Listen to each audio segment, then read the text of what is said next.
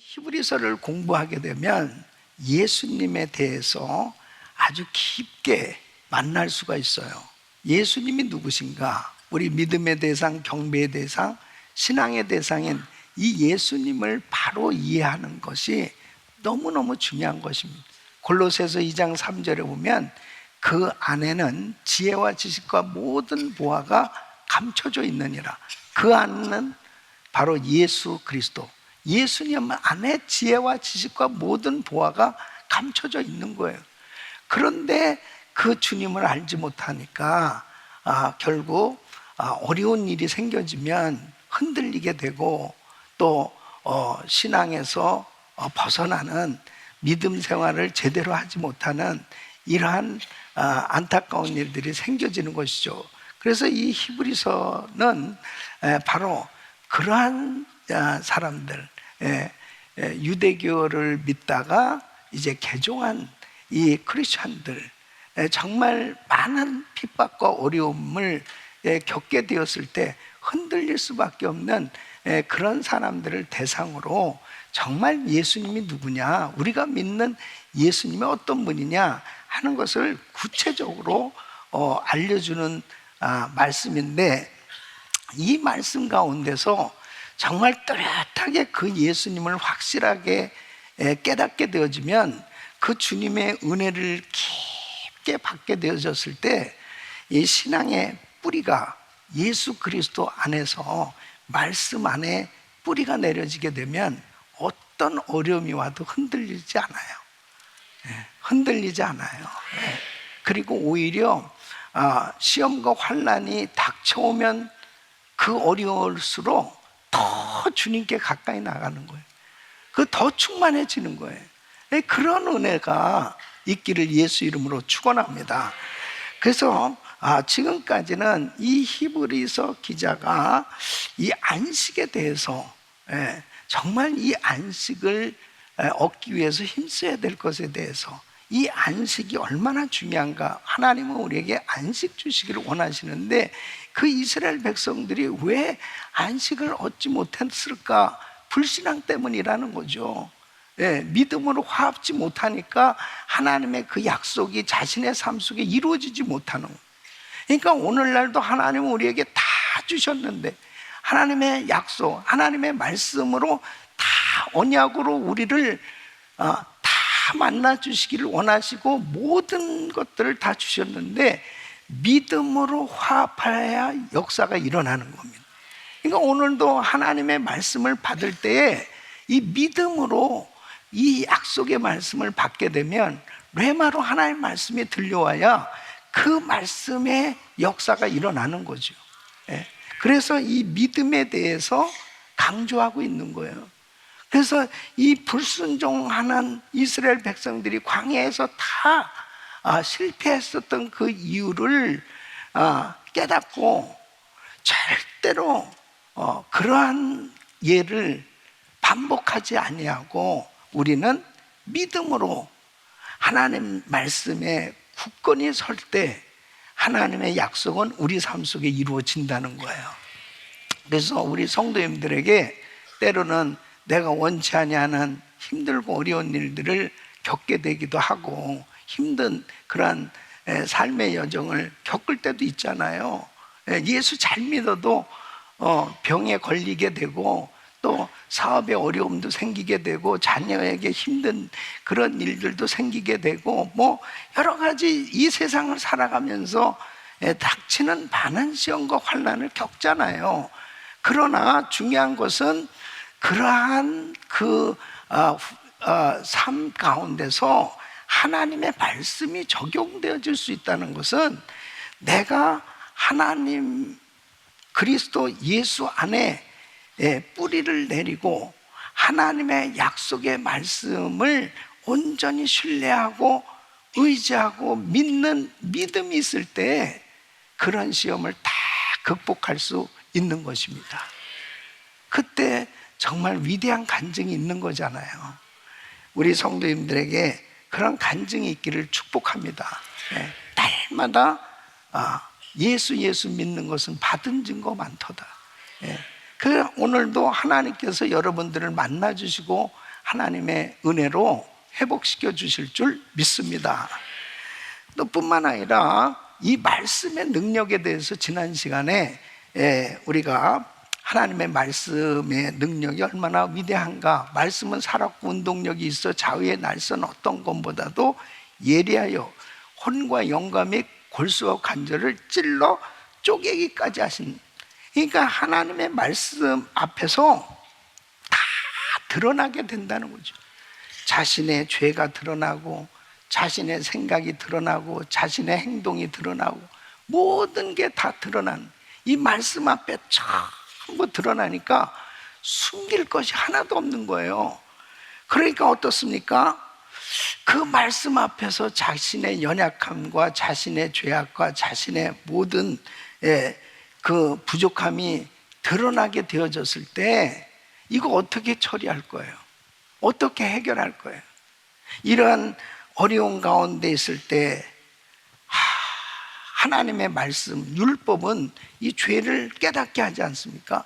그래서 율법에 머물러 있으면은 매일 죄의식 가운데 살 수밖에 없는, 나 같은 사람이 뭘 할 수 있다면 이게 죄의식 가운데 눌려서 자유함이 없는 거예요. 그런데 이 히브리 기자는 오늘 이렇게 중요한 단어로 시작을 하고 있습니다. 뭐라고 말씀하세요? 그러므로, 자 14절 우리 한번 같이 읽어보겠습니다. 14절 시작. 그러므로 우리에게 큰 대제사장이 있으니 승천하신 자 곧 하나님 아들 예수시라. 우리가 믿는 도리를 굳게 잡을지어다. 아멘. 그러므로, 그러므로 말씀 앞에서 자신의 연약함과 죄를 발견한 사람, 너무너무 힘든 거예요. 너무 어려운 거예요. 이걸서 어떡하지? 어떻게 하지? 형제 어찌할꼬? 어떻게 해야 되지? 그럴 때 우리의 큰 대제사장이신 예수 그리스도께로 나가야 된다. 그러니까 예수님에게로 나가라. 예수님 만나야 된다. 예수님이 해결해 주신다. 그것을 지금 강조하고 있는 거예요. 이게 얼마나 놀라운 은혜인지 모릅니다. 그래서 구약의 대제사장은 이 백성을 대신해서 하나님 앞에 나가서 이제 제사를 하는 이 중보자의 역할을 감당했지 않습니까?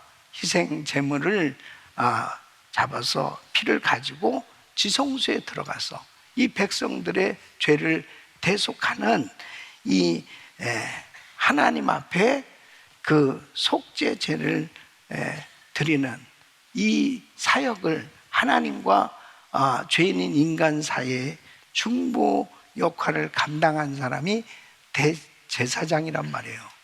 그런데 오늘 본문에 뭐라고 그랬어요?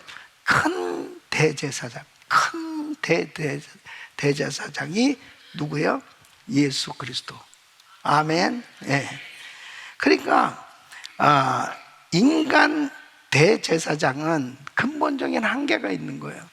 늙으면은 이제 사역을 못 하는 거고 다른 사람한테 이양을 해야 되는 거고, 그리고 죽으면은 또 다른 사람이 그 직분을 이어서 사역을 하는 거죠. 그러니까 인간 대제사장은 한계가 있어요. 그렇잖아요? 그 직분을 감당하는 데서는 일시적이고 반복적일 수밖에 없는. 그러나 우리 예수님은 전혀 다른 대제사장이다.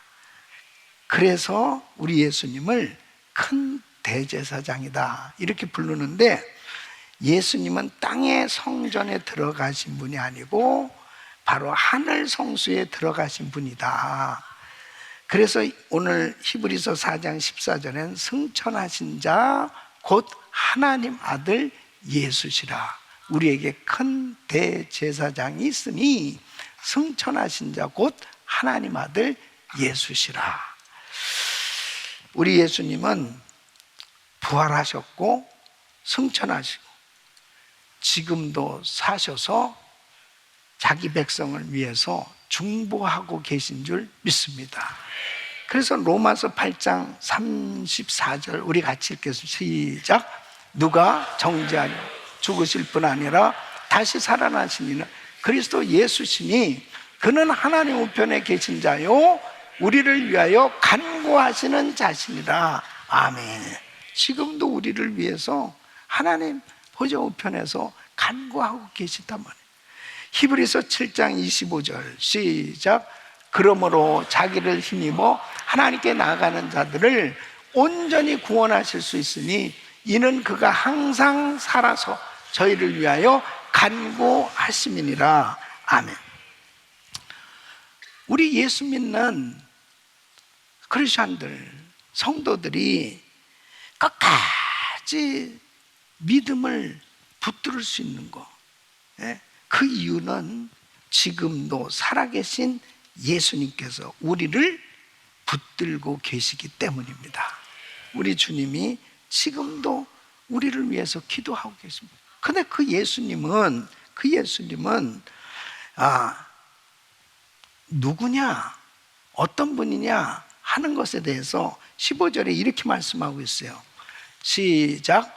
우리에게 있는 대제사장은 우리 연약함을 체휼하지 아니한 자가 아니요 모든 일에 우리와 한결같이 시험을 받은 자로 돼 죄는 없으시니라. 아멘. 그러니까 지금 우리 예수님이 어떤 분이냐고요? 우리의 연약함을 깊이 이해하시는 분이다. 이해하시는 분이다. 그것을 우리 연약함을 체휼하셨다. 그렇게 말씀하고 있습니다. 이 체휼하다는 것은 함께 느끼고 깊이 공감하다. 그런 뜻이에요. 그러니까 우리 예수님은 눈물을 흘리시기도 하시고 배가 고프시기도 하셨고 또 외로움도 하셨고 배신도 경험하셨고 인간들이 경험할 수 있는 모든 걸 다 우리 예수님은 다 경험을 하셨어요. 그래서 우리 예수님은 우리가 지금 겪고 있는 모든 것을 아세요? 모르세요? 다 아세요. 왜냐하면 주님도 다 이 땅에 사시는 동안 다 경험을 하셨습니다. 그래서 우리 주님이 33년 동안 육신으로 이 땅에 사셨거든요. 그 33년 동안에 인간들이 겪을 수 있는 모든 걸 다 경험을 하셨습니다. 전부 다 경험을. 그래서 우리가 눈물로 기도할 때 우리 주님은 공감하시는 거예요. 네가 이것 때문에 그렇게 힘들구나. 네가 이래서 참 어렵구나. 네가 이래서 너무 괴롭구나. 이런 것을 우리 주님이 다 아세요. 그 주님이 다 아신다는 게 얼마나 큰 위로예요. 그죠? 주님이 다 아신다는 거예요. 그런데 우리 주님이 육신을 입으시고 이 땅에 사시는 동안 그렇게 많은 어려움도 겪으시고 많은 시험을 겪으셨지만 우리 주님은 죄가 없으신 분이에요. 죄는 없으신 분이야. 그래서 뭐라고 그래요? 모든 일에 우리와 한결같이 시험을 받은 자로 돼 죄는 없으시니라. 그러니까 시험을 받으셨지만 죄에 굴복하시지 않은 거죠. 여러분, 아담은 시험에 넘어갔어요. 그죠? 자, 이스라엘 백성들은 광야에서 다 시험에 빠졌어요. 우리도 사실 수없이 넘어지고 있잖아요. 시험 들고 넘어지고 그러잖아요. 예수님은 완전한 순종으로 시험을 이기신 분이에요. 모든 어려움, 시험도 받으시고 어려움을 겪으셨지만 우리 주님은 죄가 없는 분이에요. 죄가 없기 때문에 우리 주님이 흠없는 어린 양이 되실 수 있습니다.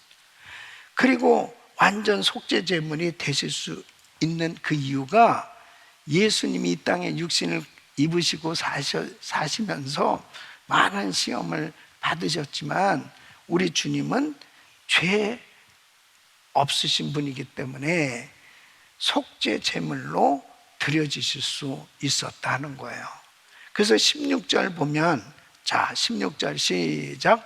그러므로 우리가 긍휼하심을 때를 따라 돕는 은혜를 얻기 위하여 은혜의 보좌 앞에 담대히 나갈 것이니라. 아멘. 그래서 우리 예수님 앞에 이제 담대하게 나갈 수 있는 길이 열려졌다는 거예요. 우리 예수님이 자신이 속죄 제물 돼서 드려지심으로 인해서 이 지성소의 휘장이 갈라졌고, 예수 그리스도를 힘입고 언제든지, 우리는 언제든지 지성소에 들어갈 수 있는 그 길이 열렸다는 거예요. 언제든지. 이게 어마어마한 은혜입니다. 어디에서든지 우리는 예수님의 이름을 힘입고 기도하면 우리 주님께서 우리의 기도를 들으시고 축복해 주신다, 응답해 주신다, 그 기도를 들으시고 역사하신다 하는 것은요, 내가 언제든지 담대하게 은혜의 보좌 앞에 나가 그 지성소에 들어가서 그 주님 앞에 하나님의 은혜를 구할 수 있는 이런 길이 열려졌다는 것, 이것은 예수 그리스도를 믿는 우리에게 가장 큰 축복입니다.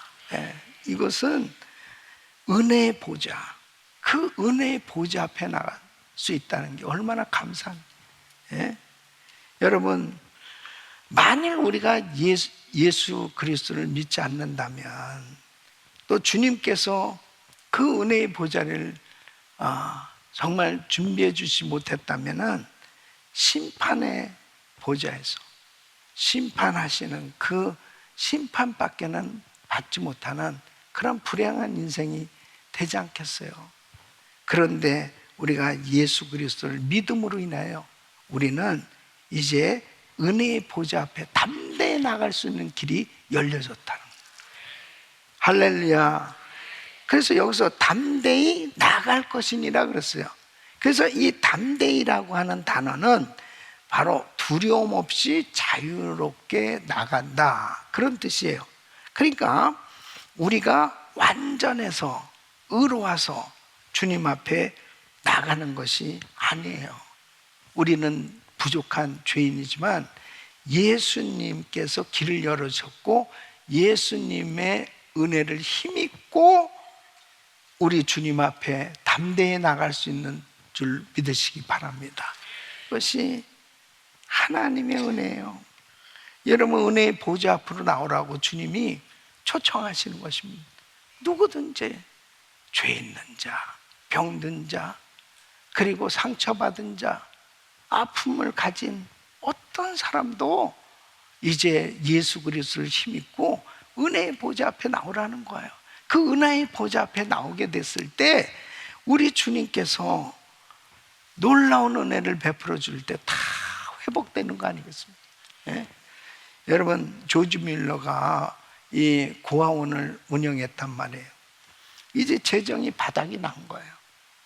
근데 참 그 조지 밀러의 일생을 보면은 인간적으로 사람들에게 전화를 돌려서 또 서신을 보내가지고 도움을 요청하기보다 늘 하나님 앞에 기도하는 거예요.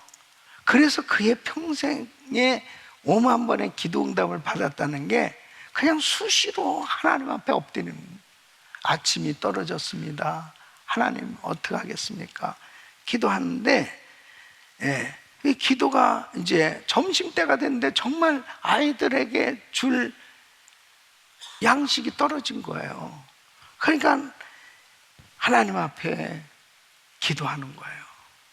그때 이제 식사 시간이 되자 놀라운 일이 벌어진 게, 누가 노크를 이 빵집 주인이 빵을 잔뜩 가지고 와가지고는 지난밤에 계속 하나님께서 너 밤새도록 빵을 구워야 된다고 그래가지고 계속 뭘 이렇게 왜 이런 부담을 주시나, 이렇게 준비했는데 하나님이 이것을 가져다 주라고 그랬다는 거예요.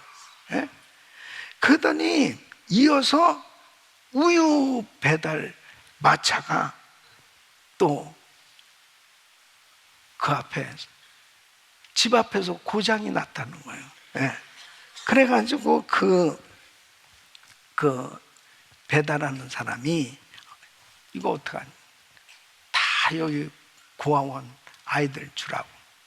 하여튼 그런 식으로 정말 채워주시고 하나님이 역사해 주셔서 그 아이들을 먹이시고 입히시고 그렇게 한 간증들이 수도 없이 많은. 여러분, 어떤 일도 그 모든 것을 다 치열하신 하나님 앞에, 은혜의 보좌 앞에 나가면 하나님께서 구체적으로 책임져 주신 줄로 믿습니다. 노예 무역선 선장이었던 존 뉴턴도 마찬가지잖아요. 그렇게 악독한 노예 사업을 했던 사람인데 이 폭풍 속에서 이제 죽음을 앞두고 하나님 앞에 기도를 하게 된 거죠. 사람이라는 것이 참 풍랑을 만났을 때 이제 죽음을 앞에 둔 이런 상황이 되니까 진실해지는 거예요. 그 가운데서 하나님을 찾은 거죠. 하나님의 자비를 찾은 거죠. 은혜를 구한 거죠. 그때 하나님께서 이 아들을 만나 주셨고 그 인생을 바꿔주셨어요. 그리고 결국은 목사가 됐습니다. 그가 남긴 유명한 찬송가가 어메이징 그레이스 아니에요? 전 세계 사람들이 정말 나 같은 죄인 살리신 주 은혜 놀라. 이 어메이징 그레이스를 부르면 그렇게 감동이 되고 은혜가 되잖아요. 이것이 한 인생이 정말 몹쓸 잘못된 인생으로 살아가다가 은혜의 보좌 앞에 나가서 주님을 만나고 그 인생이 바뀌어지니까 은혜로운 인생으로 바뀌어진 거예요. 우리 교인들 가운데도 수많은 암 진단을 받고 정말 힘들고 어렵게 정말 투병하다가 하나님께서 기적 같은 은혜로 만져주셔서 고침받고 불치병이 고침받고 또 사업의 실패 가운데서 하나님의 기적 같은 역사로 길이 열려져서 놀라운 회복의 역사가 일어나고 수도 없는 그런 간증들이 많잖아요. 이런 모든 것들이 다 은혜의 보좌 앞에 나올 때마다 하나님이 베풀어 준 그 은혜의 열매가 아니겠습니까? 사랑하는 성도 여러분, 우리가 하나님의 말씀을 깨닫고 은혜의 보좌 앞에 나갈 수 있는 이런 길이 열려진 것은 얼마나 큰 은혜예요. 여러분들이 하나님의 그 은혜를 깨닫고 은혜의 보좌 앞에 나올 수만 있다면 언제든지 하나님은 다시 회복시켜 주시는 이런 역사를 하나님께서 부어주신 줄로 믿습니다. 말씀은 우리를 다 드러내게 하시잖아요. 모든 걸 드러내게 하죠.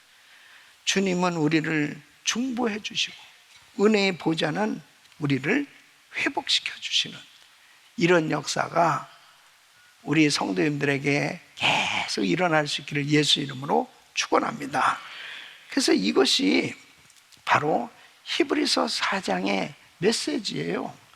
그래서 넘어졌느냐, 실패했느냐, 아직도 연약하냐, 정말 아직도 힘든 어려운 상황 가운데 있느냐, 어떤 사단의 시험을 지금 받고 지금도 괴로워하고 힘들어하고 어려워하는 그런 환경 가운데 있느냐, 그럴 때 죄책감 가지고 숨어 있어라.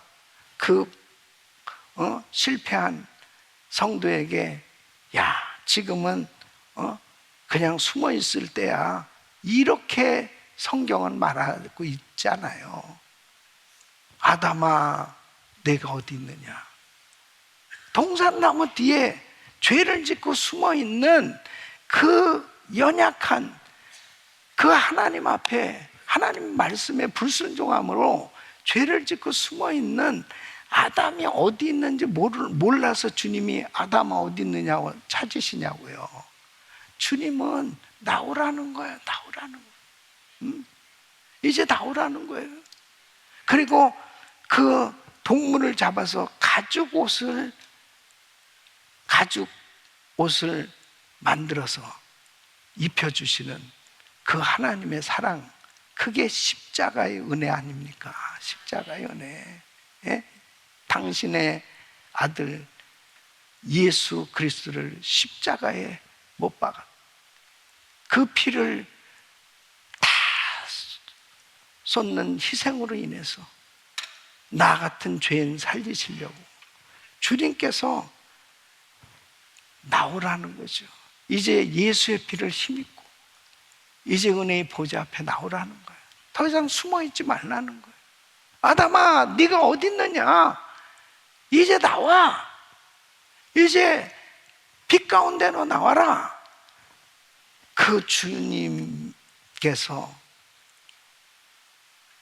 십자가에서 죽지 않으면 자신이 속죄 제물로 드려지시는 그런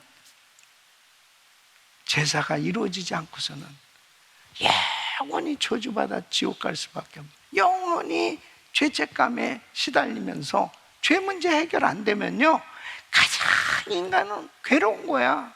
얼마나 괴롭습니까? 너무너무 괴로운 거야. 이 죄가 해결 안 되면요 평안할 수가 없는 거야. 그 죄책감 때문에 사람들이 교회를 안 나오는 겁니다. 죄를 지어보세요. 교회 안 나오는 거예요. 예? 그리고 교회를 나와도 기둥 뒤에 숨어서 있고, 그래서 제가 성전을 이렇게 지을 때 기둥을 싹 없애버립니다. 기둥을 싹 없애버립니다. 예? 기둥 없습니다.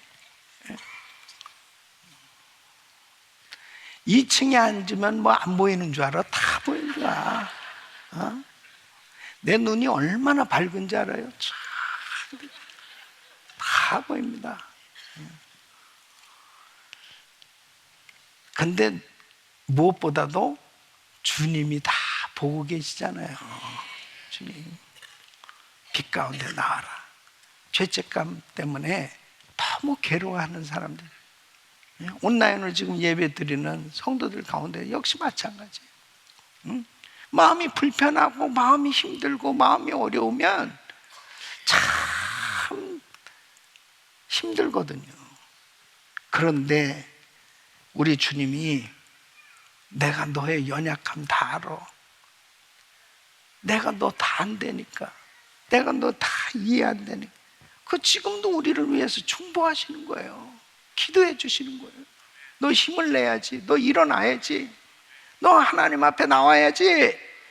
은혜의 보좌 앞에 나와라.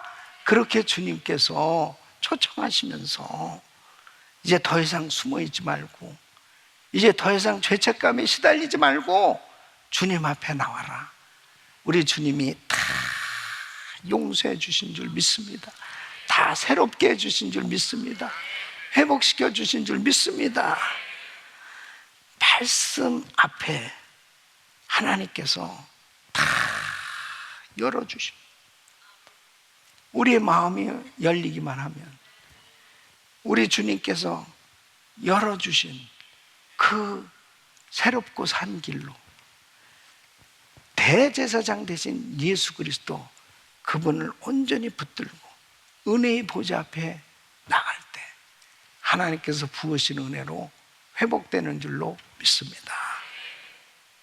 이것이 바로 히브리서 4장에서 우리에게 은혜를 주시는 이 믿음의 길, 이 놀라운 은혜의 보좌 앞에 담대히 나갈 수 있는 길이 열렸다 하는 것을 우리에게 알려주고 있습니다. 이게 얼마나 큰 은혜예요. 우리는 언제든지 주님 앞에, 어떤 상황에서도 우리 주님 앞에 나갈 수 있는 길이 열려진 줄로 믿습니다. 그래서 예수님이 왜 큰 대제사장이신가? 왜 큰 대제사장이라고 불리시게 되었는가 하는 것에 대해서 이제 5장은 좀 더 구체적으로 구약의 대제사장이 어떤 존재였는지를 이제 설명하면서 이제 예수님이 큰 대제사장이라고 하는 이 사실이 우리에게 미치는 은혜가 어마어마하다는 것을 알려주시는 거예요. 예. 우리 예수님은 참되고 영원한 큰 대제사장이신 줄 믿습니다. 그래서 우리 예수님이 어떤 분이신가를 깨닫기 위해서는 대제사장이 누구냐 하는 것을 바로 이해를 해야 우리가 이런 은혜를 받고 있는구나, 이런 은혜를 받을 수 있구나 하는 것을 명확히 할 수 있는 거예요. 네. 자, 히브리서 5장 1절 말씀 한번 같이 읽어보시죠. 시작.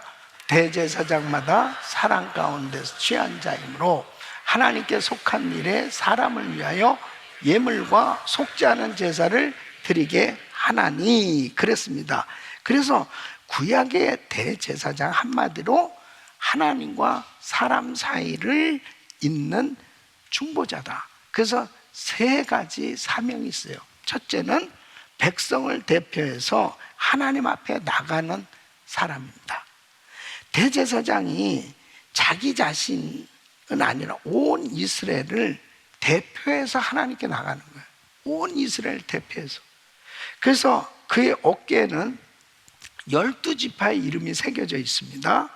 그리고 가슴에도 이 12 보석이 달린 이 흉패가 달려 있습니다.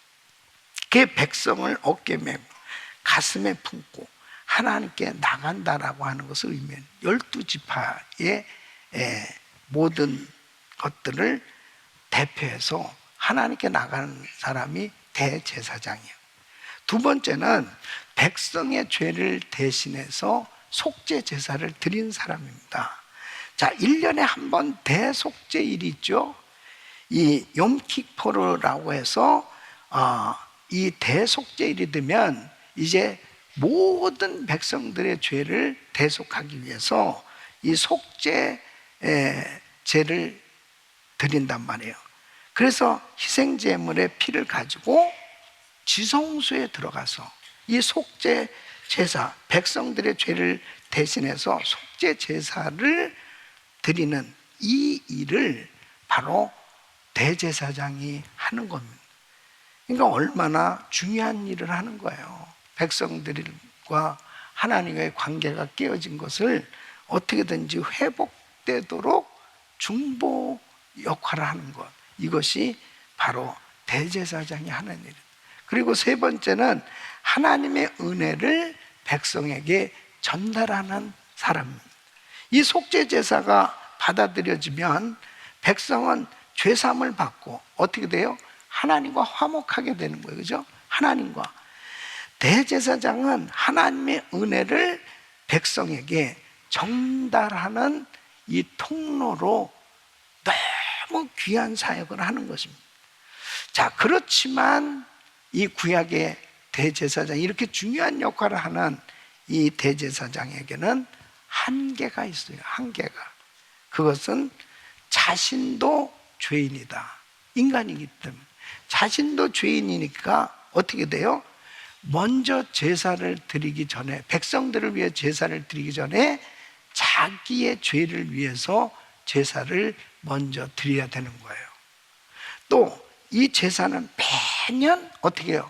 반복돼야 되잖아요. 매년마다 이 속죄일은 계속 돌아오고 이 일은 계속 반복해야 되는 거예요. 그리고 대제사장이 죽으면 그 직분은 또 다른 사람이 이어서 계속 해야 되는 거예요. 그렇기 때문에 구약의 대제사장은 장차 오실 예수 그리스도를 보여주는 그림자다. 예?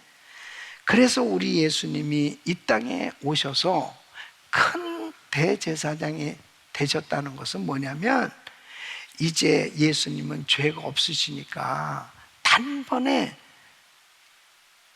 자신이 속죄 제물로 드려진 거예요. 더 이상 자신을 위한 제사가 필요 없으신 분, 그리고 한 번에 드려짐으로 항상 계속 반복해서 드리던 이런 제사는 더 이상 필요가 없어요. 이제 한 번 드려짐으로 모든 주님을 의지해서 나가게 되면 우리는 영원한 대제사장이신 예수님 덕분에 바로 항상 지성소에 들어갈 수 있고 언제든지 하나님 앞에 나갈 수 있는 길이 열려지게 된 줄로 믿습니다. 그래서 우리 주님은 지금도 하늘 성소에서 우리를 위해서 중보하시는 영원한 대제사장이신 줄로 믿습니다. 이것이 너무나 놀라운 은혜예요. 그러면 왜 반드시 사람이어야 했는가? 이 대제사장이 사람이어야 했는가? 자, 2절 말씀을 보면 이렇습니다. 2절 시작. 저가 무식하고 미혹한 자를 능히 용납할 수 있는 것은 자기도 연약에 쌓여 있음이니라 그랬습니다. 그래서 대제사장이 왜 반드시 사람 가운데서 선택되어야 하는지를 설명하고 있는 거예요. 대제사장은 천사가 아니고 사람이어야 했다. 자, 왜냐하면 사람의 연약함을 몸소 경험한 사람만이 죄로 넘어지는 사람들을 참으로 이해할 수 있기 때문이다. 그런데 여기서 뭐라고 그래요? 무식하고 미혹한 자를 능히 용납할 수 있는 것은, 이런 표현을 하고 있어요. 자, 무식하고 미혹하자라는 것은 연약하여 실수하고 시험에 넘어지는 이런 사람들을 의미하는 거예요. 이런 무수하게 죄의 유혹을 받아서 흔들리고 그 부족함 때문에 넘어지고 시험 들고 이런 사람들을 말하는 거예요. 이런 사람들이 누구예요? 우리들이 아니에요. 그냥 흔들릴 수밖에 없고 부족하고 조금만 환경적으로 힘들고 어려우면 금방 은혜가 어디 갔는지 그냥 감사가 사라지고 불평하고 원망하고 그런 수 있잖아요. 그죠? 뭐 그렇지 않은 사람처럼 그렇게 생각하고 있습니다. 그렇잖아요. 그렇게 은혜 받았다고 펄펄 뛰고 난리치고 그러다가도 조금만 건드려 보세요. 그러면 그냥 못 견뎌서 어쩔 줄을 모르고 막 그런 게 우리의 연약함이잖아요, 사실. 그러한 연약함을 다 대제사장은 등이 용납한다. 용납. 그래서 뭐라고 그러거든요. 저가 무식하고 미혹한 자를 능히 용납할 수 있는 것은 자기도 연약에 쌓여 있습니다. 나도 그런 적이 있어. 나도 연약해서 넘어진 적 있어. 용납한다는 것은 죄를 가볍게 여기거나 묵인한다는 뜻이 아니에요. 연약한 자를 이해하고 회복의 자리로 이끌어준다는 뜻이에요. 그러니까 여러분, 베드로가 예수를 3번씩 부인했어요. 그 3번씩 부인했을 때 우리 예수님께서 야, 내가 너한테 얘기했잖아. 너 나 3번 부인하겠다고. 그럴 때 너 펄펄 뛰면서 안 그런다고 그랬지. 그렇게 주님이 정죄하시지 않았어요. 내가 나를 사랑하느냐, 이것만 물어보셨어요. 주님은 그 죄를 가볍게 여기신 것이 아니고 넘어진 사람들을 다시 일으켜 주시기 원하시는 것이에요. 우리 예수님이 인간이셔야만 했던 이유, 왜 하나님이신 분이 인간으로 이 땅에 오셔야만 했고, 우리 예수님 33년 동안 인간의 몸으로 이 땅에서 모든 시험을 다 받으시면서 이렇게 다 모든 어려움을 다 경험하셨던 그 이유가 뭐냐? 이러한 연약한 사람들을 능히 용납하시기 위한 대제사장이시기 때문입니다. 그래서 우리가 그렇게 정말 주님 앞에 어떤 상황 가운데도 주님 앞에 나갈 수 있는 거예요. 주님, 저 아시잖아요. 연약한 거 아시잖아요. 그러니까 어느 집안에 아주 비싼 청자, 정말 이 고가품, 이건 정말 너무너무 귀한 거란 말이에요. 고려 청자인지 뭔지 아주 귀한 것을 이렇게 모셔둔 보물인데, 그냥 얘가 집에서 놀다가 장난을 깨버렸단 말이에요. 그래, 큰일 난 거 아니에요. 그 비싼 건. 근데 엄마가 못 본 거야. 그러니까 그냥, 근데 그 집안의 가정부가 그걸 본 거예요. 그래가지고 가정부가, 얘는 이 주인집 아들인데, 주인집 아들한테 내가 봤다, 내가 봤다. 그때부터 가정부의 종이 된 거죠. 엄마한테 얘기하지 큰일 나니까. 얘기하는. 그때부터 얘는 가정부가 시키는 대로 청소해. 그럼 청소하고. 너무 힘들어가지고 이제 자기 엄마한테, 이제는 내 도무지 못 살겠습니다. 이제는 엄마한테 이 얘기를 해야 되겠다. 엄마, 내 사실 그거 깼어. 그때 엄마가 너무 태연한 거예요. 아니, 이렇게 귀한 걸 깼는데 엄마 괜찮아? 깰 놈이 너밖에 더 있겠냐? 너무 자유해진 거예요. 엄마의 용서를 다 받은 거 아니에요. 그러니까 가정부가 시켜도 이제는 안 하는 거예요. 엄마한테 일러라. 전설 따라 삼철.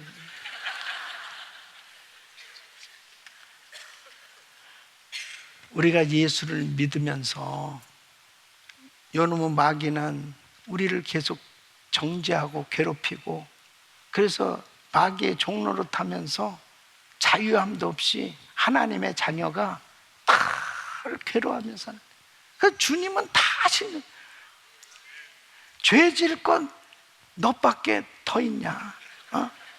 주님이 다 보고 계시고 다 알고 계셔.